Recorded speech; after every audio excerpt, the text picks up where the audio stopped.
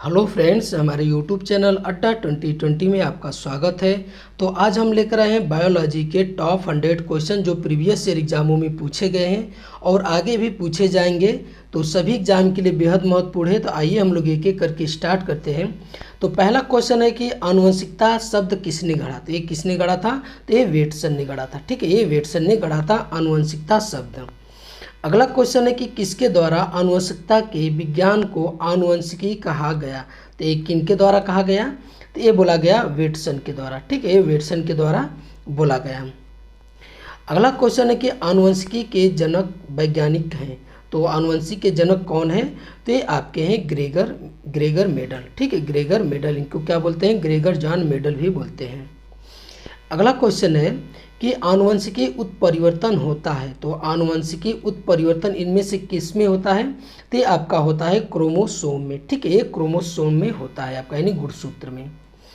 अगला क्वेश्चन है कि जीन शब्द का सर्वप्रथम प्रयोग किसने किया था। तो जीन शब्द का जो है प्रयोग सर्वप्रथम किसने किया था? ये किए थे जोहान्स ने। ठीक है, ये जोहान्स ने किए थे। अगला क्वेश्चन है कि वंशागति की इकाई है। तो वंशागति की इकाई क्या है? तो ये है आपकी जीन। ठीक है, ये जीन है आपकी वंशागति की इकाई। ये सभी जो ये क्वेश्चन है प्रीवियस ईयर एग्जामों में पूछे गए हैं और आगे भी पूछे जाएंगे। कई बार रिपीट हुए ये सब क्वेश्चन एग्जामों में। तो बारबैरा मैक्लिंटॉक किस पौधे पर कार्य के लिए प्रसिद्ध है? तो ये किस पौधे के लिए? तो ये मक्का पर जो है ये प्रयोग के लिए जो ये प्रसिद्ध है, मक्का पे। अगला क्वेश्चन है कि ग्रेगर मेडल निम्न में से किसके प्रतिपादन हेतु प्रसिद्ध है। तो ये किसके प्रतिपादन हेतु प्रसिद्ध है? तो ये आपका आनुवंशिकता के नियम के लिए प्रसिद्ध है ग्रेगर मेडल। ठीक है। अगला क्वेश्चन है कि पारिस्थितिक विज्ञान केंद्र कहाँ स्थित है। तो ये आपका कहाँ स्थित है? तो ये है आपका बेंगलुरु में। ठीक है, ये बेंगलुरु में स्थित है। अगला क्वेश्चन है कि विश्व पर्यावरण दिवस किस दिन मनाया जाता है। तो आपका किस दिन मनाया जाता है? तो ये मनाया जाता है 5 जून को। ठीक है, 5 जून को विश्व पर्यावरण दिवस मनाया जाता है। विश्व पर्यावरण, ये रिपीट है, नहीं सॉरी, देखिए ये है कि विश्व पर्यावरण दिवस किस वर्ष मनाया गया। तो नहीं, पहली बार विश्व पर्यावरण दिवस किस वर्ष मनाया गया? तो ये 1974 में मनाया गया। ठीक है, और अब विश्व पर्यावरण दिवस किस दिन मनाया जाता है? तो ये 5 जून को मनाया जाता है। और किस वर्ष मनाया गया? तो ये आपका 1974 में मनाया गया। अगला क्वेश्चन है कि किसी भी पारिस्थितिक तंत्र में ऊर्जा का पिरामिड होता है। तो कैसा बनता है ऊर्जा का पिरामिड किसी भी पारिस्थितिक तंत्र में? तो ये बनता है हमेशा सीधा बनता है। ठीक है, ये किसी भी पारिस्थितिक तंत्र में ऊर्जा का पिरामिड हमेशा सीधा बनता है। अगला क्वेश्चन है कि पारिस्थितिक तंत्र का प्रेरक बल होता है। तो पारिस्थितिक तंत्र का प्रेरक बल कौन होता है इनमें से? तो ये आपका होता है सौर ऊर्जा होता है। ठीक है, ये सौर ऊर्जा होता है। पारिस्थितिक संक्रमण अवधारणा का सर्वप्रथम प्रयोग किया गया। तो किनके द्वारा प्रयोग किया गया? तो ये आपका प्रयोग किया गया बेनेट द्वारा। ठीक है, ये बेनेट द्वारा जो है प्रयोग किया गया। अगला क्वेश्चन है कि नलिका विहीन ग्रंथियों का अध्ययन करने वाली जंतु विज्ञान की शाखा को क्या कहते हैं? तो इसको क्या कहते हैं? तो ये बोला जाता है एंडोक्राइनोलॉजी। ठीक है, एंडोक्राइनोलॉजी बोलते हैं नलिका विहीन ग्रंथियों का अध्ययन करने वाले जंतु विज्ञान की शाखा को। उस विज्ञान को जो आनुवंशिकता के नियम द्वारा मानव जाति की उन्नति का अध्ययन करता है उसे क्या कहा जाता है? तो उसे क्या कहा जाता है? तो ये बोला जाता है यूजेनिक्स। ठीक है, ये यूजेनिक्स बोला जाता है उसे। अगला क्वेश्चन है कि कीटों से संबंधित जीव विज्ञान की शाखा क्या कहलाती है? आपकी क्या कहलाती है? एंटोमोलॉजी। ठीक है, एंटोमोलॉजी बोली जाती है कीटों से संबंधित जीव विज्ञान की शाखा को। मछलियों तथा उनसे संबंधित उद्योगों का अध्ययन क्या कहलाता है? तो क्या कहलाता है? ये आपका कहलाता है इक्थियोलॉजी। ठीक है, ये इक्थियोलॉजी जो है मछलियों तथा उनसे संबंधित जो है अध्ययन क्या बोला जाता है? ये इक्थियोलॉजी बोला जाता है। जंतु विज्ञान की वह शाखा जिसके अंतर्गत जंतु की बाह्य आकृति एवं बाह्य संरचना का अध्ययन किया जाता है, तो इनमें से क्या कहलाता है? तो आपका क्या कहलाता है? तो ये कहलाता है मार्फोलॉजी। ठीक है, ये मार्फोलॉजी कहलाता है जिनमें जंतु की बाह्य आकृति और बाह्य संरचना का अध्ययन किया जाता है। जंतु विज्ञान की वह शाखा जिनके अंतर्गत आनुवंशिकी लक्षणों तथा उसकी वंशागति का अध्ययन किया जाता है, तो निम्न में से क्या कहलाता है। तो ये आपका क्या कहलाता है, तो ये उसे हम लोग बोलते हैं जेनेटिक्स बोलते हैं। ठीक है, जेनेटिक्स में क्या होता है, ये आनुवंशिकी लक्षणों तथा उनकी वंशागति का अध्ययन किया जाता है। अगला क्वेश्चन कि जंतु तथा उसके आसपास के वातावरण संबंधी अध्ययन को क्या कहते हैं। तो क्या कहते हैं, तो उसे बोला जाता है पारिस्थितिक तंत्र। ठीक है, उसे बोलते हैं पारिस्थितिक तंत्र बोलते हैं। अगला क्वेश्चन है कि मांसपेशियों का अध्ययन करते हैं, तो मांसपेशियों का निम्न में से एक किनके द्वारा जो है अध्ययन किया जाता है। तो ये किया जाता है आपका मायोलॉजी के द्वारा। ठीक है, मायोलॉजी के द्वारा मांसपेशियों का अध्ययन किया जाता है। अगला क्वेश्चन कि जनसंख्या का अध्ययन क्या कहलाता है। तो जनसंख्या का अध्ययन क्या कहलाता है, तो ये कहलाता है डेमोग्राफी कहलाता है, आपका डेमोग्राफी जनसंख्या अध्ययन। अगला क्वेश्चन कि विकास का सिद्धांत जो है किसके द्वारा प्रतिपादित किया गया। तो ये किसके द्वारा प्रतिपादित किया गया, तो ये डार्विन के द्वारा जो है प्रतिपादित किया गया विकास का सिद्धांत। किसके द्वारा आनुवंशिकता के विज्ञान को आनुवंशिकी कहा गया। तो किनके द्वारा कहा गया, तो ये वेटसन के द्वारा जो है कहा गया, आनुवंशिकता के विज्ञान को आनुवंशिकी कहा गया। अगला क्वेश्चन कि आधुनिक एंटीसेप्टिक सर्जरी का जनक कौन है। तो कौन है आपके, तो ये आपके हैं लिस्टर। ठीक है, लिस्टर जो है आधुनिक एंटीसेप्टिक सर्जरी के जो है ये जनक बोले जाते हैं। अगला क्वेश्चन कि लुई पास्चर ने किसकी खोज की। तो किसकी खोज की थी लुई पास्चर ने, तो आप ये किए थे रेबीज रोधी टीका की। ठीक है, रेबीज रोधी टीका की जो है लुई पास्चर ने खोज किए थे। आगे हम लोग देखते हैं, अगला क्वेश्चन है, अगला क्वेश्चन कि प्रथम एंटीबायोटिक की खोज किसने की थी। तो किसने की थी, तो ये आपके किए थे ए फ्लेमिंग। ठीक है, ए फ्लेमिंग ने जो है प्रथम एंटीबायोटिक की खोज की थी। अगला क्वेश्चन है कि पेनिसिलिन की खोज किसने की थी। तो आपका किसने की थी पेनिसिलिन की खोज, तो ये आपके किए थे ए फ्लेमिंग ने किए थे, पेनिसिलिन की खोज किए थे। अगला क्वेश्चन है कि मानव शरीर में कोशिकाओं की खोज किसने की थी। तो किसने की थी, तो ये आपके किए थे रॉबर्ट हुक ने किए थे। ठीक है, ये रॉबर्ट हुक ने किए थे, मानव शरीर में कोशिकाओं की खोज किए थे। अगला क्वेश्चन है कि किस वैज्ञानिक ने खोज की थी कि मलेरिया मच्छरों द्वारा होता है। तो ये किसने खोज किया था, तो ये किया था आपका रोनाल्ड रॉस ने किया था। ठीक है, रोनाल्ड रॉस ने किया था। अगला क्वेश्चन है कि लेप्रासी बेसिलस का आविष्कार किया था। तो इसमें से कौन जो है, ये जो है लेप्रासी बेसिलस का आविष्कार किया था, किसने किया था, तो ये हेंसेन ने किया था। ठीक है, हेंसेन ने किया था। अगला क्वेश्चन है कि रक्त समूह का आविष्कार किसने किया था। तो रक्त समूह का आविष्कार किसने किया था, तो ये किए थे आपके लैंड स्टीनर ने किए थे रक्त समूह का आविष्कार। अगला क्वेश्चन कि मधुमेह के उपचार हेतु प्रयुक्त हार्मोन इंसुलिन का आविष्कार किया था। तो किसने किया था, तो ये आपके किए थे F.G. वेंटिंग ने किए थे, जो मधुमेह के उपचार हेतु प्रयुक्त हार्मोन्स इंसुलिन का आविष्कार किया था। अगला क्वेश्चन कि फेफड़ों को ढकने का आवरण क्या कहलाता है। तो क्या कहलाता है, तो प्लूरा कहलाता है। ठीक है, प्लूरा कहलाता है, फेफड़ों को ढकने वाले आवरण को कहते हैं प्लूरा कहते हैं हम लोग। अगला क्वेश्चन है कि दांत का शिखर किसका बना होता है। तो दांत का जो शिखर किसका बना होता है, तो ये बना होता है एनामिल का बना होता है। ठीक है, एनामिल का ये बना होता है दांत का शिखर। अगला क्वेश्चन है कि नाभि रज्जु है। तो नाभि रज्जु क्या है इनमें से एक, तो ये है आपका प्रौढ़ संयोजी उत्तक है। ठीक है, प्रौढ़ संयोजी ये उत्तक है। अगला क्वेश्चन कि प्राणियों में निम्नलिखित में से किस प्रकार के संयोजी उत्तकों में वसा संग्रहित होता है। तो किस प्रकार के उत्तकों में जो है ये वसा संग्रहित होता है, तो ये आपका होता है एडिपोसाइट में। ठीक है, एडिपोसाइट के ये प्रकार है उत्तक का, इसमें जो है वसा संग्रहित होता है। किस उत्तक के नख खूर व सिंग बने होते हैं। तो किस उत्तक के बने होते हैं, तो ये बने होते हैं आपके किरेटिन के बने होते हैं। ये क्वेश्चन में कैसे पूछता है कि नाखून खूर या सिंग में पाया जाने वाला कौन सा प्रोटीन है, तो ये किरेटिन नामक प्रोटीन है। ठीक है, अगला क्वेश्चन है कि आरएच कारक ने यह नाम किस जानवर से लिया। तो आरएच जो कारक है, जो आरएच फैक्टर है, तो ये बंदर पे जो है प्रयोग किए गए थे, और ये बंदर का नाम क्या रखा गया था, तो रिसस नामक बंदर पर जो है ये प्रयोग किए थे, जिसमें आरएच फैक्टर प्लस और आरएच फैक्टर नेगेटिव जो है ये खोज किए गए थे। अगला क्वेश्चन हम लोग देखते हैं कि जन्म के बाद मानव के किस उत्तक में कोई कोशिका विभाजन नहीं होता है।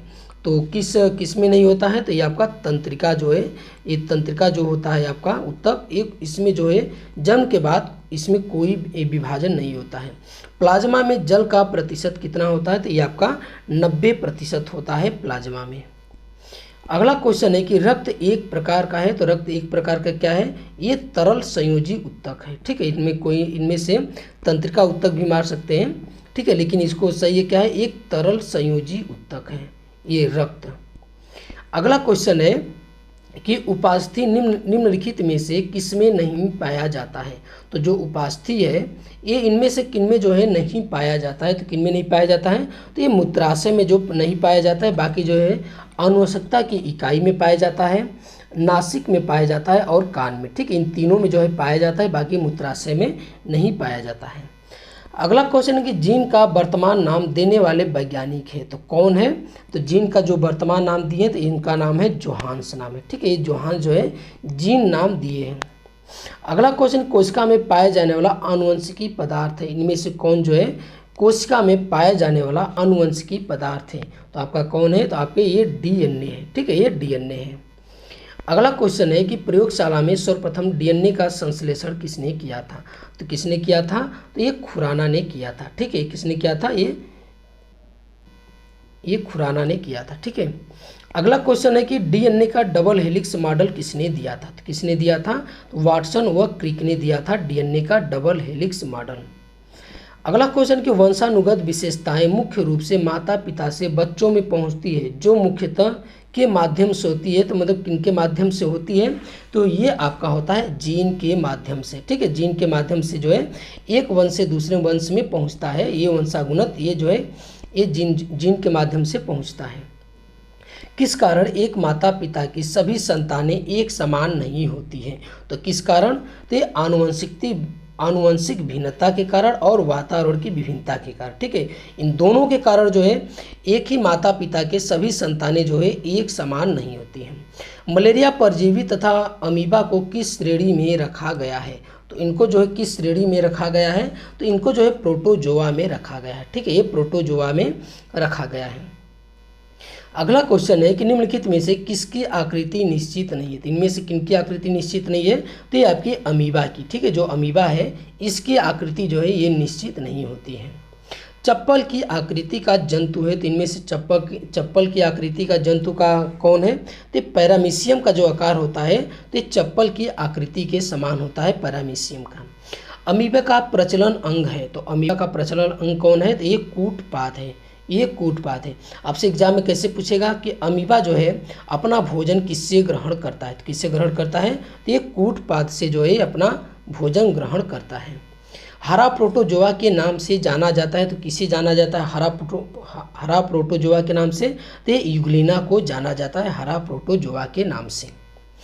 अगला है कि पौधा और जंतु के बीच की योजक कड़ी के रूप में जाना जाता है, तो किसे जाना जाता है, पौधे और जंतु के बीच की योजक कड़ी, तो ये आपका जाना जाता है यूग्लिना को। ठीक है, ये यूग्लिना को जाना जाता है। अगला है कि मनुष्य के शरीर में एंट अमीबा हिस्टोलिटिका कहाँ पाया जाता है, तो ये आपका कहाँ पाया जाता है, ये पाया जाता है आपका आंत में पाया जाता है। एंट अमीबा हिस्टोलिटिका जो है ये पाया जाता है आंत में। पेचिस या अमीबायसिस के लिए उत्तरदायी प्रोटोजोआ है, तो इनमें से कौन सा प्रोटोजोआ जो है ये पेचिस के लिए जो है ये उत्तरदायी है, तो ये आपका एंट अमीबा है। ठीक है, ये एंट अमीबा है। अगला क्वेश्चन है कि मलेरिया बुखार पैदा करने वाला प्रोटोजोआ है, तो इनमें से कौन सा जो है मलेरिया बुखार जो है पैदा करने वाला प्रोटोजोआ है, तो ये आपका है प्लाज्मोडियम। ठीक है, प्लाज्मोडियम जो प्रोटोजोआ है ये मलेरिया बुखार पैदा करने वाला प्रोटोजोआ है। काला आजार उत्पन्न करने वाला प्रोटोजोआ कौन है, तो इनमें से कौन है काला आजार, तो लिस्मेनिया जो प्रोटोजोआ है इनके द्वारा जो है काला आजार होता है। अगला क्वेश्चन कि वृद्धावस्था में मनुष्य की हड्डियां क्यों कमज़ोर हो जाती है, तो क्यों कमज़ोर हो जाती है, तो ये आपकी जो है एक कैल्शियम की कमी के कारण जो है क्या होती है, कमज़ोर हो जाती है। ठीक है, कैल्शियम की कमी के कारण। अस्थि में कौन सा लवण सर्वाधिक मात्रा में होता है, तो अस्थि में कौन सा लवण जो है सर्वाधिक मात्रा में होता है, तो ये आपका होता है कैल्शियम फास्फेट। ठीक है, ये कैल्शियम फास्फेट जो है अस्थि में सर्वाधिक मात्रा में होता है। अस्थियों एवं मांसपेशियों को आपस में जोड़ता है, तो जो अस्थियों और मांसपेशियों को आपस में जोड़ता है उसे हम लोग क्या कहते हैं, तो क्या कहते हैं, टेंडन कहते हैं। ठीक है, ये टेंडन कहते हैं उसके। अगला क्वेश्चन है कि मनुष्य के जीवन काल में कितने दांत 2 बार विकसित होते थे, कितने दांत, तो 20 दांत जो है 2 बार विकसित होते हैं। अगला है कि मानव शरीर में पाचन का अधिकांश भाग किस अंग में संपन्न होता है, तो किस अंग में संपन्न होता है, तो ये आपका छोटी आंत में जो है ये संपन्न होता है। अगला है कि मनुष्य में पाचन क्रिया कहाँ प्रारंभ होती है, तो कहाँ प्रारंभ होती है पाचन क्रिया, एक कहाँ से प्रारंभ होती है, तो ये आपका मुख से प्रारंभ होती है मनुष्य में पाचन क्रिया। अगला क्वेश्चन कि मुख में मंडेनी स्टार्च का शर्करा में पाचन किसके द्वारा होता है, तो किसके द्वारा होता है, तो ये आपका होता है टाइलिन के द्वारा होता है। ठीक है, ये टाइलिन के द्वारा होता है। पाचन तंत्र का हिस्सा नहीं, तो इनमें से पूछ रहा है पाचन तंत्र का हिस्सा कौन नहीं है, तो ये आपका कार्निया नहीं है। बाकी यकृत, पित्ताशय और आंत जो है पाचन तंत्र का हिस्सा है।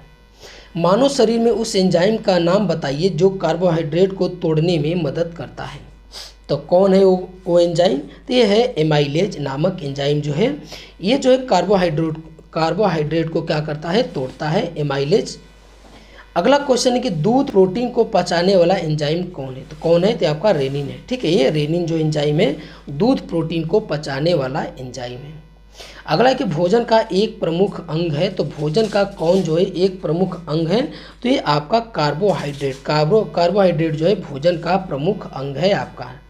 निम्नलिखित में कौन सा पदार्थ मानव शरीर में ईंधन का काम करता है, तो आपका कौन करता है, तो ये करता है आपका कार्बोहाइड्रेट। ठीक है, कार्बोहाइड्रेट जो है मानव शरीर में जो है ये ईंधन का काम करता है, यानी ऊर्जा प्रदान करता है। कैप्सूल का आवरण बना होता है, तो जो कैप्सूल का आवरण होता है किसका बना होता है, तो ये बना होता है आपका स्टार्च का बना होता है कैप्सूल का आवरण। ये भी एग्जाम में कई बार पूछे जा चुके हैं। शहद का प्रमुख घटक है, तो शहद का प्रमुख घटक कौन है, तो ये फ्रक्टोज जो है ये शहद का प्रमुख घटक होता है। अगला है कि निम्नलिखित में कौन सी शर्करा तत्काल ऊर्जा प्रदान करती है, तो कौन सी शर्करा है, तो आपका ग्लूकोज। जो ग्लूकोज होता है ये तत्काल ऊर्जा प्रदान करने के लिए काम आता है। अगला क्वेश्चन कि शहद में मुख्यतः होते हैं, तो शहद में मुख्यतः इनमें से क्या होते हैं, तो शहद में मुख्यतः इनमें जो है कार्बोहाइड्रेट होते हैं। ठीक है, कार्बोहाइड्रेट होते हैं। निम्नलिखित में सर्वाधिक ऊर्जा प्रदान करता है, इनमें से सर्वाधिक ऊर्जा जो है कौन प्रदान करता है, तो ये कार्बोहाइड्रेट जो है ये प्रदान करता है। ठीक है, कार्बोहाइड्रेट। अगला क्वेश्चन कि मानव शरीर में कार्बोहाइड्रेट पुनः संग्रह होता है, तो पुनः संग्रह जो है कार्बोहाइड्रेट होता है तो कहाँ होता है, ग्लाइकोजन के रूप में जो है ये कार्बोहाइड्रेट जो पुनः संग्रह होता है मानव शरीर में। एथलीट को निम्न में से किससे जल्दी और ज़्यादा ऊर्जा मिलती है, तो किससे मिलती है आपका, तो ये आपका मिलता है कार्बोहाइड्रेट से मिलता है। ठीक है, ये कार्बोहाइड्रेट से मिलता है। अगला कि लंबे समय तक कठोर शारीरिक कार्य के पश्चात मांसपेशियों में थकान अनुभव होने का कारण क्या होता है, तो क्या होता है, तो ये होता है आपका लैक्टिक एसिड का संचय के कारण। ठीक है, लैक्टिक एसिड के संचय के कारण जो है मांसपेशियों में जो थकान का अनुभव जल्दी होता है। 14 वर्ष तक के आयु के बच्चों के विकास के लिए निम्नलिखित में से कौन जो सबसे अधिक महत्वपूर्ण है, तो कौन है, तो ये आपका प्रोटीन है। ठीक है, ये प्रोटीन है आपका। अगला क्वेश्चन है कि पित्त ज्वर किसके द्वारा संचारित होता है, तो पित्त ज्वर जो है ये किसके द्वारा जो है संचारित होता है, तो ये एडिज मच्छर के द्वारा जो है ये संचारित होता है। अगला क्वेश्चन कि मानव शरीर में इन्फेक्शन रोकने के लिए कौन सा विटामिन मदद करता है, तो ये आपका कौन सा विटामिन मदद करता है, तो ये विटामिन ए मदद करता है। ठीक है, विटामिन ए मदद करता है। छिली हुई सब्जियों को धोने से कौन सा विटामिन निकल जाता है, तो आपका कौन सा विटामिन निकल जाता है, तो ये विटामिन सी जो है ये निकल जाता है, विटामिन सी आपका। अगला है कि विटामिन बी की कमी से पुरुष में हो जाता है, तो विटामिन बी की कमी से क्या होता है, तो ये आपका होता है बेरी नामक रोग होता है। ठीक है, बेरी नामक क्या होता है, रोग होता है विटामिन बी की कमी से। पीलिया एक जो है प्रतीक है, तो किसका है, तो ये यकृत की बीमारी का जो है पीलिया जो है क्या है, एक प्रतीक है आपका। अगला क्वेश्चन कि चेचक के प्रति टीकाकरण में समावेश किया जाता है, तो किसका समावेश किया जाता है, तो ये आपका किया जाता है जीवित प्रतिरक्षियों का। ठीक है, जीवित प्रतिरक्षियों का जो है चेचक के प्रति टीकाकरण का समावेश किया जाता है। शरीर के विभिन्न गतिविधियों के लिए ऊर्जा का स्रोत है। ऊर्जा का स्रोत कौन है? तो ये आपका कार्बोहाइड्रेट है। ठीक है, ये कार्बोहाइड्रेट है आपका ऊर्जा का स्रोत है। अगला क्वेश्चन कि मनुष्य के नेत्रों के स्वास्थ्य संचालन के लिए किस विटामिन का जो है ये संबंध है? किस विटामिन चाहिए मानव के नेत्र के स्वस्थ संचालन के लिए? तो आपका विटामिन ए की आवश्यकता होती है। ठीक है, अगला क्वेश्चन है कि सनशाइन विटामिन है, इनमें से सनशाइन विटामिन कौन सा है? तो ये है आपका विटामिन डी है। ठीक है, विटामिन डी है आपका सनशाइन। ठीक है, अगला क्वेश्चन है कि ईसीजी है, तो ईसीजी आपका क्या है? तो ईसीजी है इलेक्ट्रोकार्डियोग्राफी है। ठीक है, इलेक्ट्रोकार्डियोग्राफी ईसीजी है। अगला क्वेश्चन निम्नलिखित में से विटामिन कौन सा, इनमें से पूछ रहा है कौन सा जो है ये विटामिन है? तो ये आपका है फोलिक अम्ल। फोलिक अम्ल क्या है? ये एक विटामिन है। ठीक है, ये एक विटामिन है फोलिक अम्ल। इबोला शब्द से आप क्या समझते हैं? तो इबोला शब्द क्या है? पश्चिमी अफ्रीका में एक विषाणु रोग प्रकोप है। ठीक है, क्या है? पश्चिमी अफ्रीका में एक विषाणु रोग प्रकोप है। आज का लास्ट क्वेश्चन है कि प्राण घातक बीमारी इबोला उत्पन्न करने वाला कारक कौन सा है? तो आपका कौन सा है? तो ये आपका विषाणु है। ठीक है, वायरस है जो इबोला जो है उत्पन्न करता है। तो ये आज का हमारा वीडियो आपको कैसा लगा? अच्छा लगा तो हमारे चैनल को सब्सक्राइब कीजिए और अधिक से अधिक शेयर कीजिए। देखने के लिए बहुत बहुत धन्यवाद।